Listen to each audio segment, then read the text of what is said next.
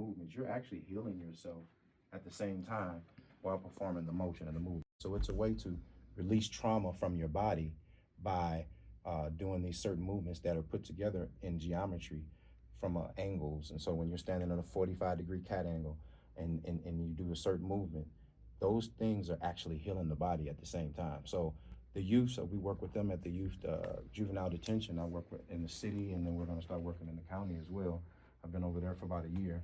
And when I go in, a lot of these students, well, I call them students, a lot of the students, they need somewhere to channel that energy. Karate, it's martial arts. So, you know, we do art therapy with them. It's not just about kicks and punches. When I go into juvenile detention, they really don't want me showing them that. So I have to speak to them in ways, and I do sound baths, which are where I take the sound bowls and I help them understand how to meditate. A lot of people don't really understand what meditation is. Meditation is observing your thoughts without judgment. And that's what gives you power over your thoughts. Recognizing that you are not your thoughts. Because we get those crazy thoughts, Mike, you know, and you're like, where'd that come from? Well, you don't have to worry about that. Just tune into the frequency that you want to tune into, the same way they tune into Foxy 106.9. That's right. Well, and you were a producer of Martial Arts Mondays on Channel 2. Yes, sir. How did you get involved with that? And tell us what those shows were like for the most part. Went around thinking, what does the community need? And I was thinking to myself, well, I really would love to get on a show where I could do something for the community that's free for the community, get some exposure, and help them recognize on a weekly basis or a daily basis what they could do. And so I got them that I was a good person to have on there as a segment. They gave me one segment, then they came back and gave me 3, and then they called me to do it for an unending amount of time now. Now I've been on there like 4 years now.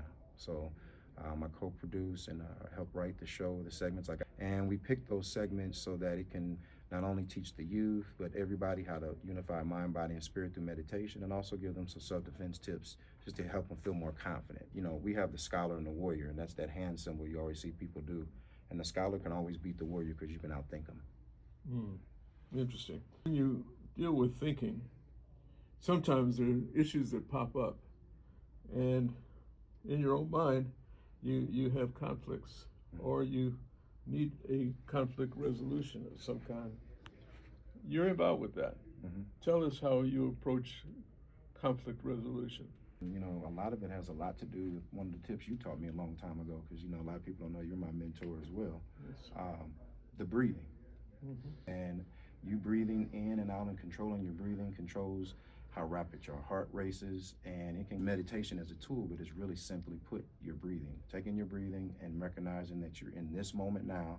And if you're angry, you're still worried about the past. And if you have anxiety, you're too far in the future. So being in the present moment so that you can maximize your quality of life, that breathing is really important for